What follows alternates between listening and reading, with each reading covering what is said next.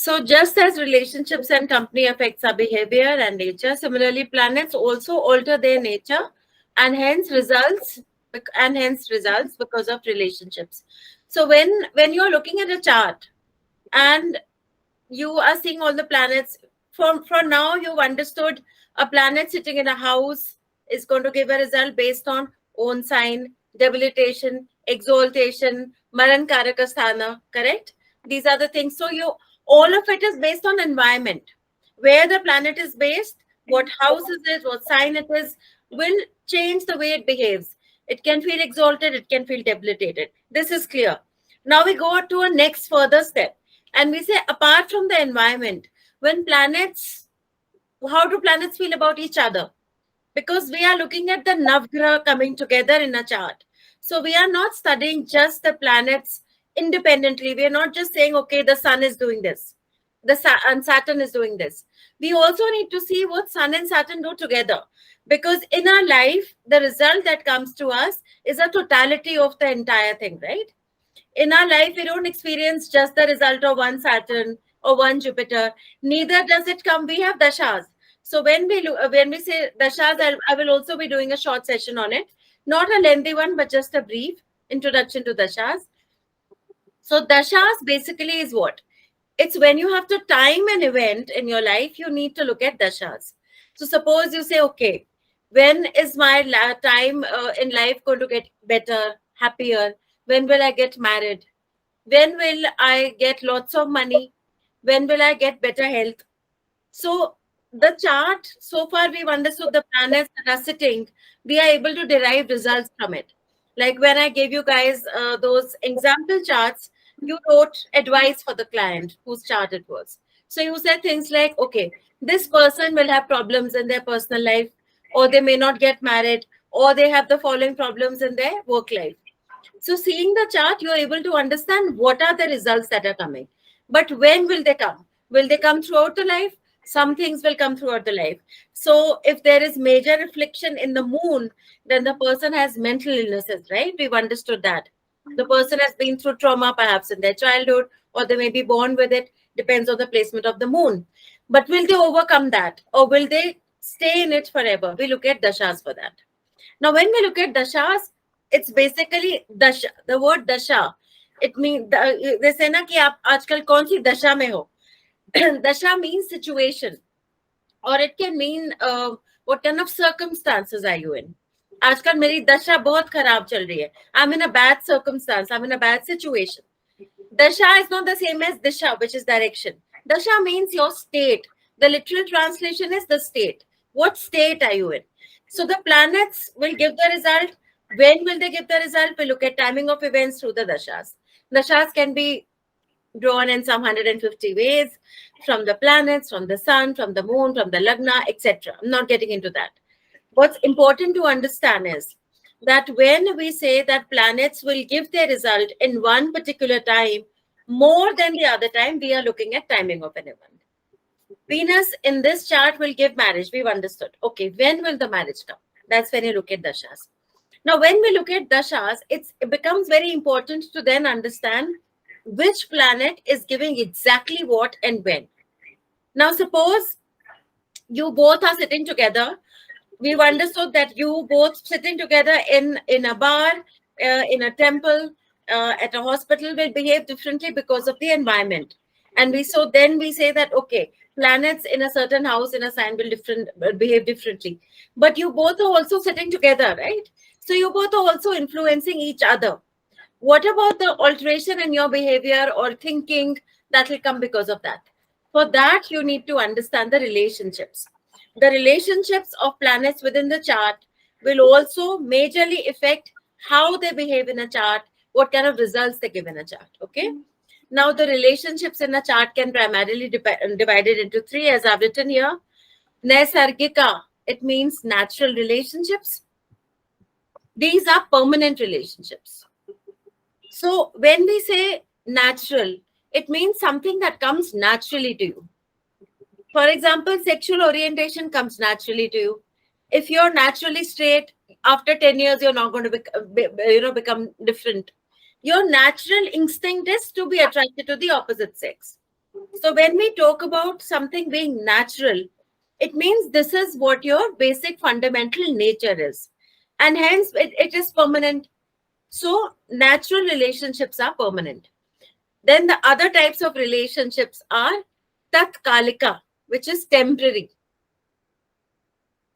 Relationships that are based only temporarily, which means they are based only on a particular chart.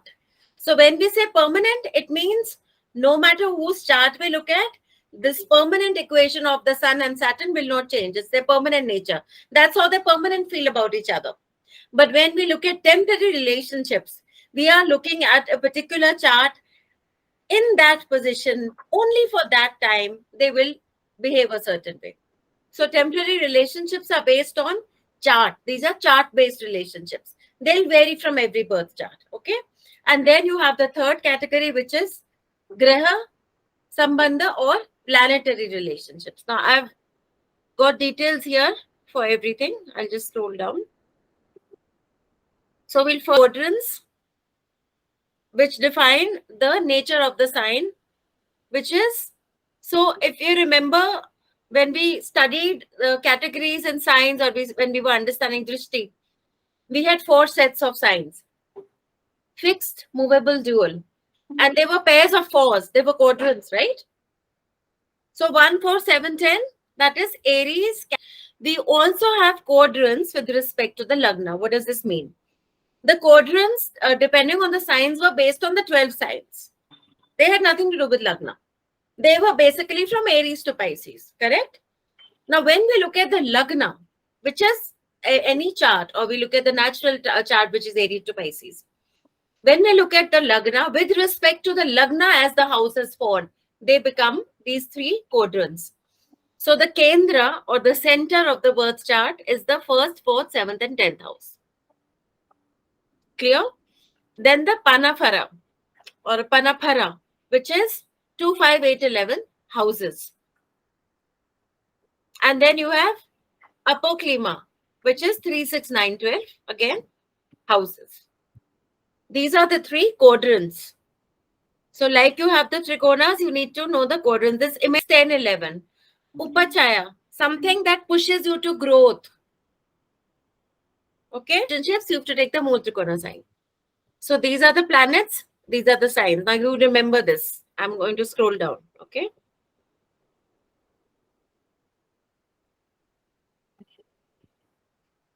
This is the dictum. All right? So you take the Graha, take the Mool Trikona sign of the Graha, and then we see the signs in Upachaya and 7th from it. So what were the Upachaya houses just now that I gave you?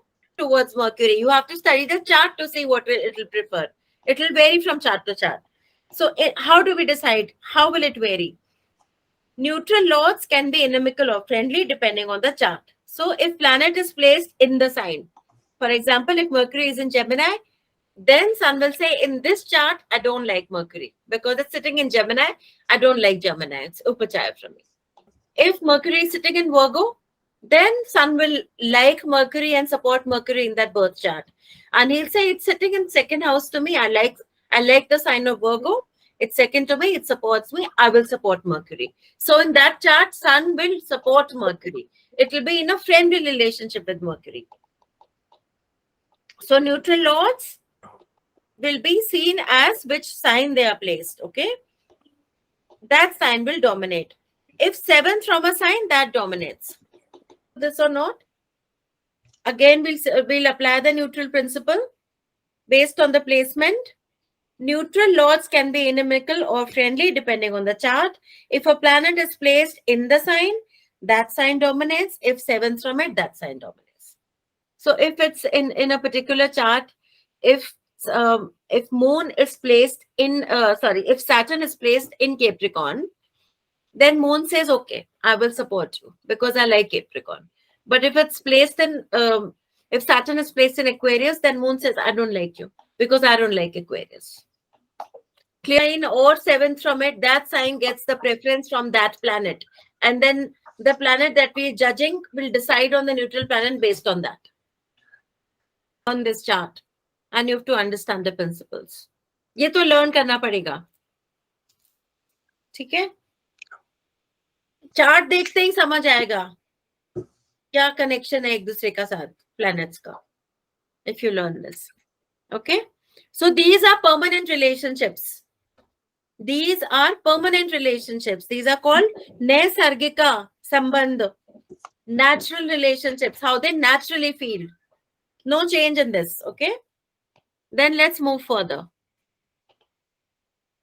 Tatkalika sambandh, temporary relationships.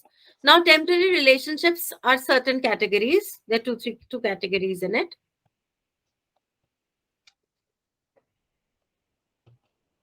Okay. Bhava Sambandha, house relationships unique to birth chart. So temporary, when we say temporary relationships means it depends on the chart that you're looking at. And hence it is temporary. In the universe, the planets will not behave like that. In particular chart, they will behave. So which means their nature is coming from the placement from the Lagna. So we are looking at house relationships. Okay. So mutual quadrant placement is supportive. When they are 3rd and 11th, it shows struggle to achieve goals. You have to push. When 2nd and 12th, it shows an imbalance and lack of harmony. It's one of the worst placements. It shows a mismatch in ideals and the way of working. When one graha wants to start the work, the other graha does not want to. Lack of coordination, lack of understanding. These are very important principles.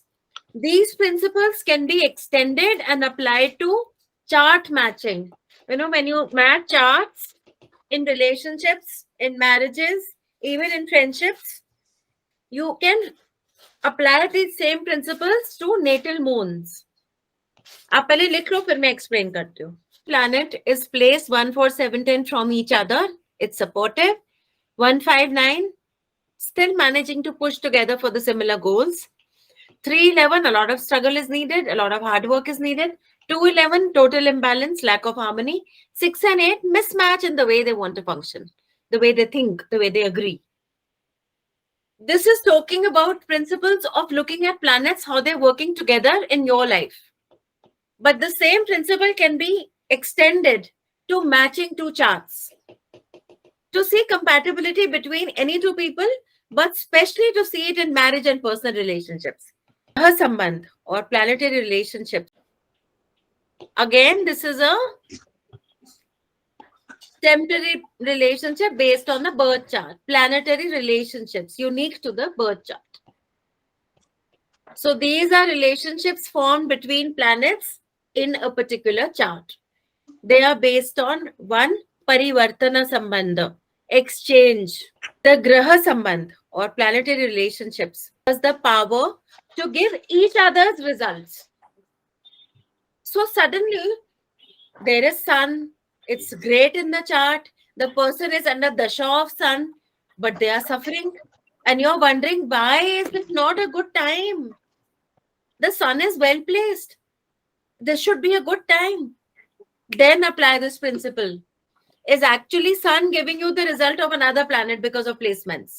So the graha sambandha gives the grahas, or planetary relationships give the planets the ability or the power to give each other's results. For example, if 4th lord has joined the 5th lord, then the 4th lord can give the result of the 5th lord and vice versa. This needs to be understood to decide the results of the dasha. So graha sambandha are based on parivartana, which is exchange, yuti or conjunction, mutual aspect by graha drishti, mutual aspect by rashi drishti. These are the 4 categories of graha sambandha, or 4 categories of planetary relationships. So parivartana is self-explanatory. Exchange places through signs, then that's an exchange. So for example, if sun is in Cancer and moon is in Leo, conjunction, when two planets sit together, it's called conjunction. Okay. Mutual aspect by graha drishti. They both look at each other with graha drishti. All planets have 7th drishti, right? So when two planets are 7th from each other, naturally they have 7th, they have exchange drishti with each other. Mutual aspects by rashi drishti. if they both give Rashi Drishti to each other. So dual signs give Rashi Drishti to each other, right? Each other. It can extend to others by just dual. When both planets give Rashi Drishti to each other or Greh Drishti to each other, they create a strong relationship.